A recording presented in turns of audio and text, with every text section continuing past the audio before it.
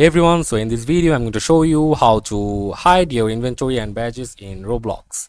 So so to do that, first of all you need to come to your web browser and open tab and search for Roblox, and after that you have to go to your roblox.com website, and it will directly get you to the Roblox dashboard if you are already logged in.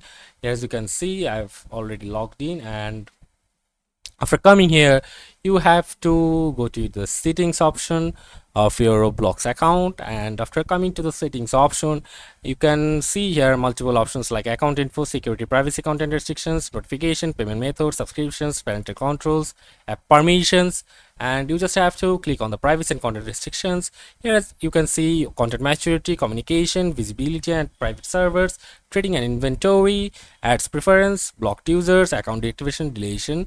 So you have to just click on the visibility and private servers option, and here you can see visibility and private servers, two options. So you have to click on visibility, and here as you can see show current experience to everyone, friends and followers, and people I follow, friends and people I follow, friends and no one. So to hide your